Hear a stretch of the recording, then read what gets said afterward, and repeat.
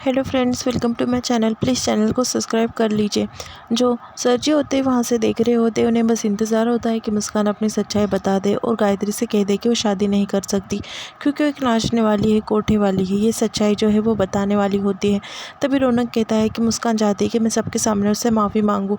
फिर बाद में मुस्कान कहती है कि नहीं माँ, ये सच्चाई नहीं है। रौनक बार बार उससे रिक्वेस्ट कर कर पीछे से इशारा करते हुए बोलता है कि वो सच्चाई ना बताए। फिर मुस्कान जो है वो कहती है, बात पलट देती है और गायत्री से कहने लगती है कि माँ, मैं ये शादी नहीं कर सकती। वजह एक ही है, क्योंकि मैं जब से इस घर में आई हूँ सबको जो है प्रॉब्लम हो रही है और मेरे वजह से जो है सबका दिल दुख रहा है, सब आपसे नाराज़ हो रहे हैं। मैं नहीं चाहती कि मेरे वजह से आपको कोई भी प्रॉब्लम हो। ऐसा जो है वो गायत्री से कह देती है। मुस्कान कहती है कि माँ, अगर मुझसे कोई गलती हो जाए माँ, तो तुम मुझे माफ़ कर दोगी क्या? तभी जो गायत्री है वो कहने लगती है रौनक से कि देख, ये होती है औरत, देख तेरी गलती छुपाकर जो है वो माफ़ी मांग रही है। मुस्कान से कहती है कि तेरे लिए तो 7 खून भी माफ़ी। बाद में वो माता रानी से प्रार्थना करते हुए कहती है कि मेरी मुस्कान जो है काफ़ी भोली है, उसका ख्याल रखना माता रानी, उसके ज़िंदगी में कुछ गलत नहीं होने देना। बाद में मुस्कान कमरे में आ जाती है और आकर बैठती है। उतने में रौनक वहाँ पर आता है। रौनक जो है मुस्कान से माफ़ी मांगने लगता है और कहता है कि सॉरी कि तुम्हारे साथ में मैंने जो बिहेवियर किया। फिर बाद में वो कहता है कि थैंक यू माँ के सामने जो है तुमने मुझे बचा लिया।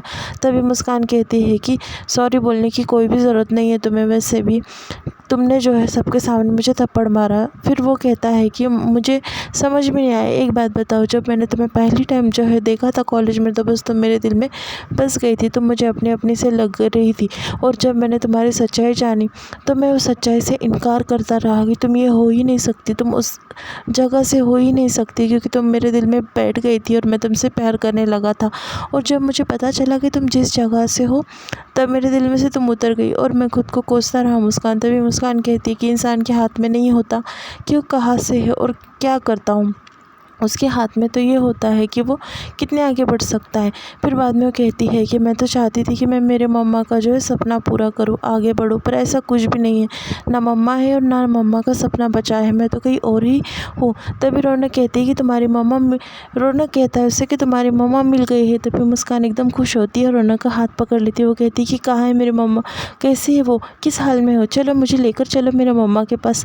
तभी रौनक कहता है कि रिलैक्स, तुम्हारी मम्मा जो है हमें पता चल गया है कि कौन से एरिया में थी तुम्हारी मम्मा, हमें देखने में आई है, पर वो वहाँ पहुँचे तक वो वहाँ से निकल गई। तुम फिक्र मत करो, तुम्हारे मम्मा को जो है हम ढूंढ कर लेकर आएंगे। फिर ये नाटक ख़त्म। फिर बाद में मुस्कान कहती है कि हाँ, मैं भी नहीं चाहती ज़्यादा दिन माँ से झूठ बोलना, मुझसे भी नहीं हो रहा है रौनक जी सब कुछ, माँ को बार बार झूठ बोलना और माँ के जज्बातों के साथ में खेलना। बस एक बार मेरी मम्मा मिल जाए और मैं यहाँ से चले जाऊँ और सर जी की सच्चाई जो है सामने आ जाए। फिर बाद में रौनक कहता है कि मुझे माफ़ कर दो, मैं तुमसे सॉरी कहना चाहता हूँ क्योंकि मैंने तुम्हारा बहुत बार दिल दुखाया है। रौनक जो उससे माफ़ी मांगता है। तभी मुस्कान जो उसकी बात सुन लेती है। फिर वो कहती है कि चलिए छोड़िए, और दोनों के बीच में जो प्रॉब्लम होती है वो सॉर्ट आउट हो जाती है।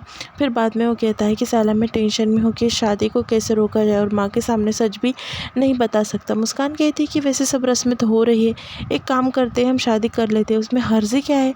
वो मज़ाक करते हुए रौनक से ऐसा कहने लगती है। फिर रौनक कहता है कि हाँ, हर्जी क्या है, मैं तुम्हारे मांग में सिंदूर भर दूंगा और मंगलसूत्र पहना दूंगा, हो गई ना शादी।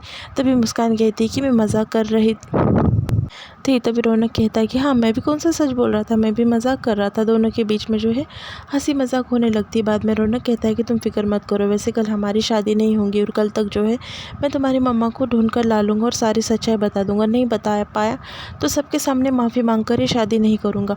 दूसरा दिन हो जाता है। रौनक जो है सवेरे सवेरे वहाँ से चले जाता है। मुस्कान की नींद खुल जाती है। गायत्री वहाँ पर आती है उसका शादी का जोड़ा लेकर और ख़ानदानी जेवरात लेकर। तभी मुस्कान को कहती कि आओ मुस्कान बेटा, मुझे तुमसे कुछ बात करनी है, और मुस्कान को जो है वहाँ पर बिठा देती। बाद में वो कहने लगती है कि मुस्कान, एक बात कहो, वैसे तो शादी जो है दुल्हन की मायके से होती है, पर यही तुम्हारा मायका है, तो माँ के हैसियत से मैं तुम्हें कुछ बात कहना चाहती हूँ। मैं तुम्हें बेटी बोलकर विदा कर कर बहू बोलकर स्वीकारने वाली हूँ, तो तुम मेरी बहू हुई। इसके बाद में तो तुम्हें बता देती हूँ, मेरी लवली का जो स्वभाव है वो थोड़ा सा टेढ़ा है, उसे एडजस्ट कर लेना। और मेरी डॉली जो है वो फ्री है, तुम्हें तो पता है ना। और जो मेरी ननंद है वो थोड़ी टेढ़े स्वभाव की है। तुम्हें जो है सबको अपना बनाकर और साथ में लेकर चलना है, तुम्हें किसी का साथ नहीं छोड़ना है। यही चाहती हूँ मैं। फिर बाद में उसकी बातें सुनकर जो है मुस्कान इमोशनल हो जाती है कि गायत्री को उससे कितना अटैचमेंट हो गया है और ये सब बातें। फिर वो कहती है कि खानदानी हार है, ये पहनकर तुम तैयार हो जाना। तभी वो कहती है कि माँ जी मैं ये।